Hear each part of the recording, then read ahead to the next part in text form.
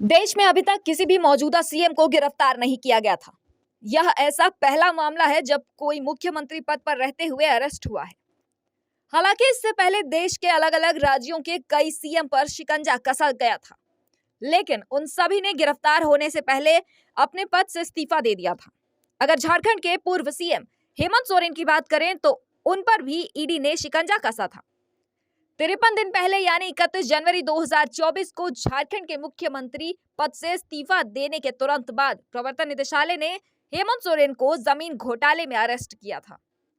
यह इस्तीफा प्रवर्तन निदेशालय के अधिकारियों द्वारा रांची में उनके आधिकारिक आवास पर 7 घंटे से ज्यादा समय तक पूछताछ के बाद दिया गया था और झारखंड में परिवर्तन के साथ चंपई सोरेन की सरकार बनी। अरविंद केजरीवाल की गिरफ्तारी के विरोध में आंदोलनरत आम आदमी पार्टी का साथ झारखंड में इंडिया गठबंधन दल देगी। आम आदमी पार्टी के उपाध्यक्ष हरि सिंह ने कहा कि भाजपा लोकसभा चुनाव जीतने के लिए किस हद तक जाएगी। यह मोदी सरकार तानाशाही हो गई है। राजनीतिक दलों को तोड़ने, विधायकों को डराने धमकाने व लालच देकर सरकारें गिराने के बाद अब विपक्ष के मुख्यमंत्रियों की गिरफ्तारी जैसे आम बात हो गई है। देश में जो परिस्थिति है, आप लोग सारी चीज़ों को देख रहे हैं। जिस तरह से मोदी जी ने लगातार ईडी और सीबीआई का दुरुपयोग करते हुए लोकतंत्र की हत्या कर रहे हैं, freedom of speech, freedom of religion, हर एक चीज़ पर कुठाराघात कर रहे हैं। मोदी जी ये समझते हैं कि सदा के लिए उनकी सरकार रहेगी, सदा के लिए मैं रहूँगा। ये उनकी भूल है। आज अरविंद केजरीवाल को जिस तरह से चुनी हुई सरकार, लोकप्रिय सरकार, जो आज तक देश के किसी सीएम ने नहीं किया, चाहे वो शिक्षा के क्षेत्र में हो या स्वास्थ्य के क्षेत्र में हो, मोदी जी को यदि कराना था, उन्हीं के मॉडल ऑफ गवर्नेंस पर देश में शिक्षा, स्वास्थ्य, बेरोजगारी पर काम करते। लेकिन उन्होंने ईडी और सीबीआई का दुरुपयोग करते हुए जिस तरह से चुनी हुई सरकार को जोर जबरदस्ती तरीके से गिरफ्तार कर जेल भेज रहे हैं। चुनाव आचार संहिता में एक चुनी हुई सरकार के मुख्यमंत्री को आप जेल भेज रहे हैं, जबकि आचार संहिता लगी हुई है। देश की जनता देख रही है। चुनाव आचार संहिता से पहले लोकसभा चुनाव से पहले यहाँ के लोकप्रिय मुख्यमंत्री हेमंत सोरेन जी को जिस तरह से गिरफ्तार करके जेल भेजा गया, ये देश की जनता देख रही है। आने वाले समय में मोदी जी को भी देश की जनता सबक सिखाएगी।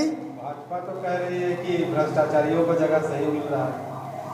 तो मोदी जी ये कर रहे हैं, सही कर रहे हैं, क्योंकि वो वॉशिंग मशीन है। जितने भी भ्रष्टाचारी उनके पार्टी में ज्वाइन करते हैं, वो सब पाक साफ हो जाते हैं। आप येदुरप्पा से लेकर के आप जितने भी देखिए, विश्व शर्मा तक, जो सबसे बड़े भ्रष्टाचारी थे, उनके पार्टी में गए तो पाक साफ हो गए। यही अरविंद केजरीवाल उनके पार्टी में चले जाएं, वो भी पाक साफ हो जाएंगे। हमारे मनीष सिसोदिया चले जाएंगे, तो चूँकि ये सारे नेता हमारे मुखर और लोकप्रिय नेता जो मोदी जी और अमित शाह के कारनामे को उजागर किया था राज्यसभा में, जिसके चलते उनको जोर जबरदस्ती, वो किसी पोर्टफोलियो में नहीं थे, सिर्फ राज्यसभा सांसद थे, उनको भी जेल में डाल दिया गया। हमारे स्वास्थ्य मंत्री सत्येंद्र जैन को भी जेल में डाल दिया गया। मोदी जी समझते हैं कि अरविंद केजरीवाल को, मनीष सिसोदिया को, संजय सिंह को डाल देने से हम लोकसभा का चुनाव अपार बहुमत से जीतेंगे। ये गलतफहमी है, वो नहीं जीत सकते हैं। ये इसका रिपरकशन होगा, जनता में विद्वेष की भावना पनपेगी, देश में विद्रोह होगा। आने वाले समय में भाजपा की सरकार नहीं रहेगी। मोदी जी देखते रह जाएंगे। वहीं कांग्रेस के प्रवक्ता राकेश सिन्हा ने कहा, पहले झारखंड के मुख्यमंत्री हेमंत सोरेन को ईडी ने गिरफ्तार किया, अब दिल्ली के मुख्यमंत्री अरविंद केजरीवाल को भी गिरफ्तार किया गया है। यह कोई नई बात नहीं। भाजपा लगातार विपक्ष के नेताओं के ऊपर कार्रवाई कर रही है। उन्होंने कहा कि जो भी भाजपा में शामिल होता है वह भ्रष्टाचार मुक्त हो जाता है। साथ ही उन्होंने भाजपा पर बड़ा आरोप लगा दिया।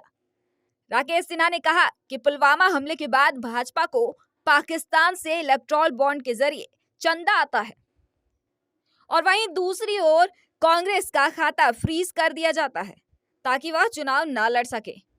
तो यह आपातकाल वाली स्थिति प्रधानमंत्री जी ला रहे हैं। ये कोई नई बात नहीं है। लगातार 2014 के बाद से आप देखें कि 95% विपक्ष के नेताओं के ऊपर ईडी की कार्रवाई हुई है और बिना साक्ष्य, बिना सबूत ईडी कार्रवाई करते हुए विपक्ष के नेताओं को जेल भेजने का काम किया है। प्रधानमंत्री जिसे स्वयं भ्रष्टाचारी की संज्ञा देते हैं, जिसे स्वयं भ्रष्टाचारी कहते हैं, उसको भारतीय जनता पार्टी की सदस्यता ग्रहण करवा देते हैं, उसको राज्य का डिप्टी चीफ मिनिस्टर और चीफ मिनिस्टर बना देते हैं, या दबाव में जो भारतीय जनता पार्टी में सम्मिलित हो जाता है उसको Z+ की सुरक्षा भी दे देते हैं। तो हमें यह लगता है कि 2014 के बाद से जिस प्रकार यह कार्रवाई देश में चल रही है, आप देखें कि पुलवामा हमले के बाद भारतीय जनता पार्टी को पाकिस्तान से चंदा प्राप्त होता है इलेक्ट्रॉल बॉन्ड के जरिए, लेकिन भारत का मुख्य विपक्षी दल का खाता फ्रीज कर दिया जाता है ताकि वो चुनाव न लड़ सके। तो यह बिल्कुल आपातकाल वाली स्थिति प्रधानमंत्री जी इस देश में ला रहे हैं, और घोषित आपातकाल जिसे हम कह सकते हैं, या जिसे हम ये कह सकते हैं कि लोकतंत्र की हत्या ही नहीं बल्कि अब लोकतंत्र को तार तार करके हत्या की जा रही है। तो ये 2024 है और हमें लगता है कि भारत की जनता जागरूक है, संजीदा है। इसका मुकम्मल जवाब भारतीय जनता पार्टी को भारत की जनता अपने मत का प्रयोग करके देने का काम करेगी।